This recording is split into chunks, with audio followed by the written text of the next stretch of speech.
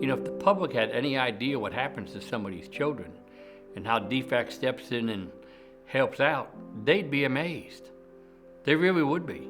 The ones that have teenage prostitution. I've had them pour Drano down the mouth of a baby when they're so stoned they're making meth. So many times the children think that they're the fault, they're the problem, and the parents encourage that thought and blame the children for that, and that's just a terrible situation. The things people do to children are some of the most horrible things in the world, and the only thing that makes it worth being exposed to that material is the ability to do something about it, and that's a position the caseworkers are in.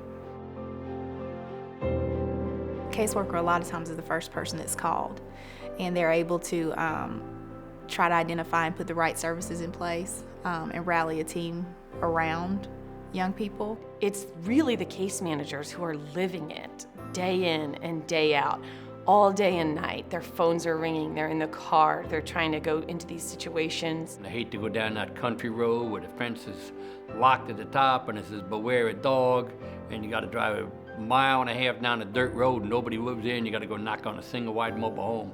Tell them I'm there to check on your children. It's not the pay. I promise you it's not the pay. It's not the easy hours, because they're not easy hours. I get calls in the comfort of my own home at 3 o'clock on a Saturday morning. They're in the field protecting children and doing their work. For every time I'm waked up, I know they've already been up most of the night working their cases. We talk a lot, even within the court system, about being exposed to toxic abuse and neglect every single day, and what kind of toll it takes on all of us within the system. But I'm once removed. I'm not the person at 2 o'clock in the morning with the crying child, pulling the baby out of the mom's arms. I think that it's one of the most difficult jobs there is. It is very difficult. You just don't turn a switch and turn it off. I can imagine that oftentimes, they're going to bed after even putting their own families and children to bed, that they have to probably think about these other families that they are on their caseloads because of the emotional needs of these families. No one is expected to be a PTA parent.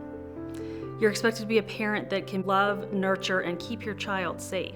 Extended people who aren't familiar with the situation say, well, if you just had this, if you could just fix this one issue, if you could just put down the alcohol, or if you could just give your kid a hug, if you could just do these things, it would solve things. But there's usually a real depth here. It doesn't happen overnight. Sometimes the circumstances that have led them to that place that they're in that causes the removal is not a permanent circumstance. It's a circumstance that they just need help with. Now, it can happen to anybody. It can happen to any family. It's not just the poor. It's not just folks who have learned that, but it can happen to a lot of folks. Sometimes there are circumstances in their lives that get in between the ability where they are and the ability to be a strong parent, to be a safe parent. But I think in general, parents love their babies. All the families that come into our child welfare system have been significantly traumatized. When you've experienced complex trauma, you don't problem solve in the same way. You're hypervigilant. You don't expect people to do good things for you. You're always expecting something bad to happen. And even in the courtroom, sometimes when a parent appears not to really care, there could be any number of reasons for that. There is a place for redemption, and there is a place for parents to overcome the challenges that led to their children being taken into care and become the parents that they always wanted to be. And ideally, it's important to give every family an opportunity to be that family. One of the most fundamental unfairnesses of child welfare law is that the parents behave badly and it's the children who suffer on the removal. The parents get to stay in their home. The children leave the home. They leave the backyard they played in. They leave the neighbors they played with. They leave the school they went to. They're victims from their families, and sometimes they can be victims in our system if we do not play the role of a parent correctly. And I think it's probably the most important work because they are the future. They are one of the most vulnerable parts of our society. One thing we can do, I think, is really to give them that dignity, is to bring them to a voice in court, and bring them to court literally, and have caseworkers who believe them and they know them by their first names and they feel comfortable with them. Those are all important to the process. The children always want to go home. That is why we do the work. No matter how bad a parent is, children still want to go home to that particular parent. It doesn't matter if you get the best parents to adopt in the world. There's damage that is done to a child as a result of not understanding why I wasn't raised by my mother or my father. Why? Why did it happen to me? They have their hands and fingers and eyes on the pulse of these families. They know the agency, they know the community, they know the children, they know the resources. Those caseworkers can hit it out of the ballpark. We do have burnout, obviously, because it's almost impossible to sustain that amount of love and heartache that pours out every single day if you're a case manager. And paperwork, quite frankly. Takes a long time to do that paperwork. Then you gotta go out and visit the child. Then you gotta check on them, make sure they're ongoing, that they've been to the doctor's appointment, the dental appointments, how they doing in foster care, how's the mother doing, is she going, and it's usually the mother or the family, where are they going for treatment, are they showing up, did they pass their last drug test? There is no way with 30 kids on your caseload that you will ever be able to get done everything the law requires, much less everything you want to get done. A lot of our caseworkers are giving of themselves to the point that they may be taking from somewhere else. It's a little bit like the analogy of a duck. All you may see is a duck sitting placidly on the surface of the pond. You can't see their feet paddling furiously underneath. Just what we see from the outside is only a very, very small percentage of the workload that they actually carry. Defects caseworkers are some of the most overworked people in the justice system.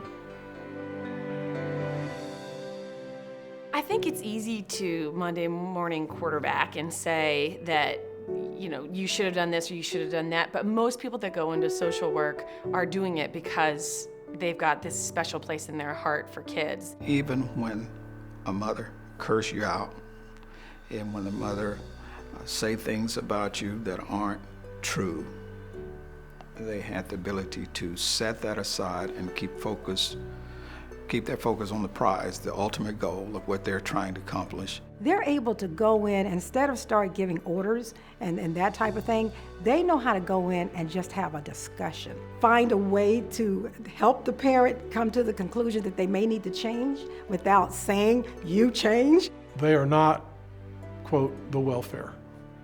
They are not the system. They're not part of the court.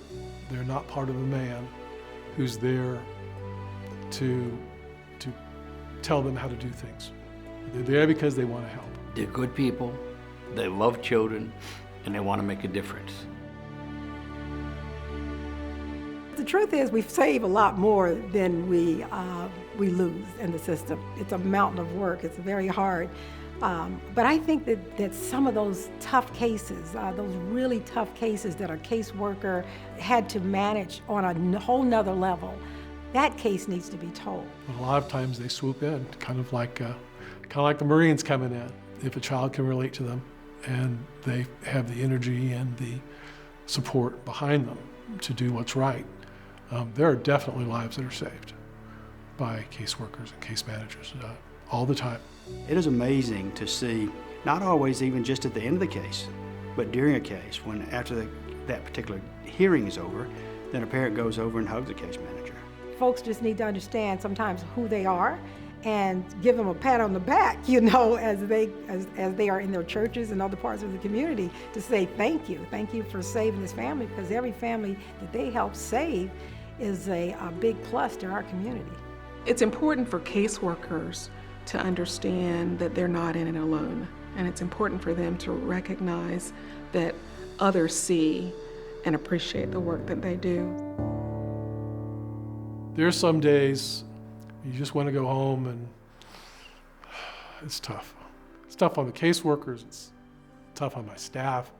Sometimes, you know, the clerks are crying and, you know, my staff is crying. It's hard for me not to cry. It's just awful days. But when a child is reunited with the parents, and the parents have done a great job, and we can say, you're not in my jurisdiction anymore. Good luck. Have a good life. Those are great days. We have to measure our successes differently in the child welfare system than, say, industry does. Our successes look different. They're not as complete sometimes in other people's minds as they might be, but they're good. They're good, happy stories, and we do see a lot of them. There's way more successes than people realize, I think. Any reunification is a success. Any adoption is a success. The good days are when the children go home and no one in that courtroom has any doubt that they'll never see those parents again in that context. When we return in children, a lot of times we just give everybody a round of applause in the courtroom. Why not? They've made the grade. Children going back home. We've got to look at the big picture. I think that's the most important thing. Look at the big picture. We're all trying to get these little tiny kids to become healthy adults. I don't know that we can ever overcome every cause of dependency so that I'll never have a job, but I believe we can change some people's worlds, and that's enough.